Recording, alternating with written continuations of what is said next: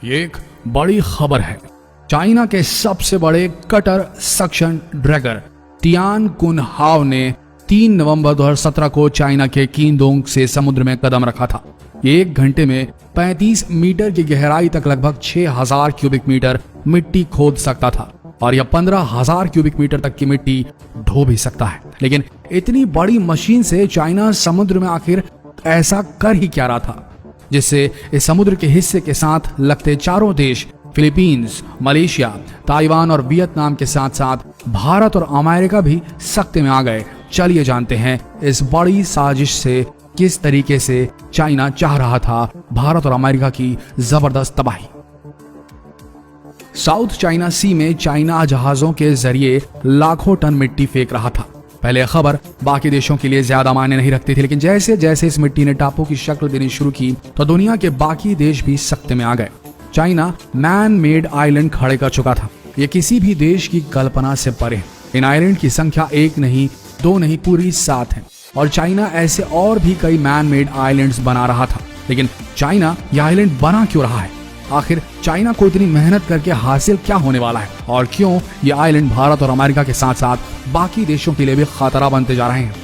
तो चलिए जानते हैं चाइना की कैबेज स्ट्रैटेजी, जिसके जरिए चाइना पूरे साउथ चाइना सी को हथियाना चाहता है। ये है फेरी क्रॉस आइलैंड, जिसकी लंबाई है लगभग 1 मील और ये चाइना का मिलिट्री बेस है, जहां पर रनवे, रडार सिस्टम और मिसाइल डिफेंस सिस्टम लगे हुए हैं और उसके साथ ही चाइना के लगभग 200 सोल्जर्स भी यहाँ पर तैनात है। लेकिन इस आइलैंड के बारे में सबसे अजीब बात यह है कि आज से लगभग 2 साल पहले तक ये आइलैंड एग्जिस्ट ही नहीं करते थे और इसी तरह और 6 आइलैंड है जो पहले कभी समुद्र में थे ही नहीं।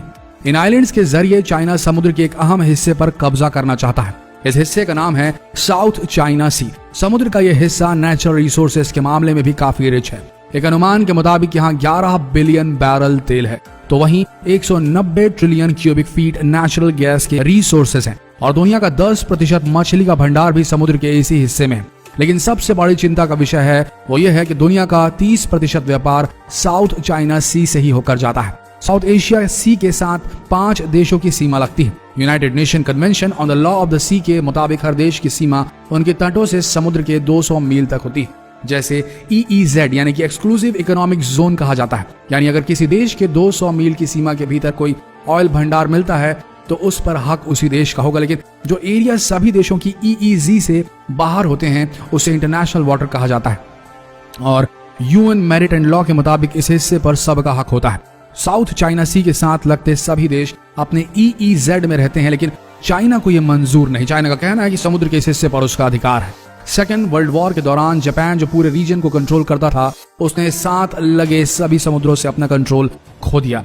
बस तभी चाइना ने 15वीं सदी की 9 डैश लाइन को जीवंत कर दिया, जिसके अनुसार साउथ चाइना सी का 90% हिस्सा चाइना का है। और जब UN ने 1993 में EEZ को 200 मील तक रखने का लॉ पास किया तो चाइना ने इसे मानने से साफ इनकार कर दिया। चाइना ने अपनी खींची हुई 9 डैश लाइन के साथ जाने का फैसला किया और साउथ चाइना सी पर बाकी देशों के अधिकार को मानने से मना कर दिया। चाइना के बनाए सभी आइलैंड जिस जगह पर हैं उसे स्प्रेटली आइलैंड कहा जाता है। ये साउथ चाइना सी का दिल है और यहाँ और भी कई छोटे छोटे आइलैंड्स हैं जिन पर चाइना के अलावा वियतनाम, फिलीपींस, मलेशिया अपना क्लेम करते हैं। सभी देशों ने इन आइलैंड्स पर अपना अधिकार कायम रखने के लिए इमारतें और पोर्ट्स बना दिए और कई देशों ने तो अपने कुछ लोग भी निगरानी के लिए यहाँ बैठा दिए। लेकिन चाइना के यहाँ मैन मेड आइलैंड्स बनाने के बाद से ही ये मुद्दा गरमा गया है। बुद्धिजीवियों का कहना है कि चाइना अपनी ताकत के बल पर समंदर के इस हिस्से को हाथियाना चाहता है ताकि वो पूरे रीजन पर कंट्रोल कर सके। इसके बाद से ही अमेरिका ने यहाँ हस्तक्षेप करना शुरू कर दिया है और साउथ चाइना सी में अमेरिका ने अपने शिप्स भेजे, लेकिन चाइना ने इसे हल्के में नहीं लिया। और जैसे ही अमेरिकी नौसेना के शिप्स स्प्रेटली आइलैंड के पास पहुंचे तो चाइना ने अपने डिस्ट्रॉयर वार्निंग के साथ अमेरिकी नौसेना के पीछे लगा दिए, जिससे अमेरिकी नौसेना को पीछे होना पड़ा। इस पूरे रीजन को कंट्रोल करने के लिए चाइना एक स्ट्रेटेजी पर काम कर रहा है। इस स्ट्रेटेजी का नाम है कैबेज स्ट्रेटेजी।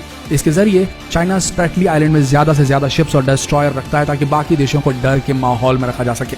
स्प्रेटली आइलैंड्स में बने मैन मेड आइलैंड्स पर चाइना ने अपने नेवल बेसेस बनाने भी शुरू कर दिए ताकि वहां पर और शिप्स डिप्लॉय किए जा सके, क्योंकि चाइना का मानना है कि जितने ज्यादा शिप्स और सेना होगी उतनी जल्दी वो इस रीजन पर कंट्रोल कर पाएगा।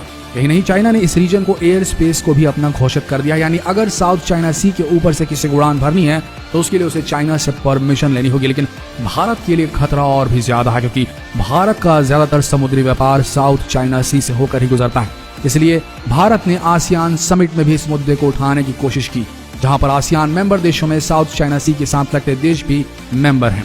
प्रधानमंत्री नरेंद्र मोदी की अमेरिका के राष्ट्रपति डोनाल्ड ट्रंप से भी मुलाकात हुई थी और आसियान समिट में उनके दिए भाषण की वो पंक्तियां जिसमें वो कहते हैं कि भारत ने सिर्फ देना सीखा है और बाकी देशों ने महज छीनना सीखा है।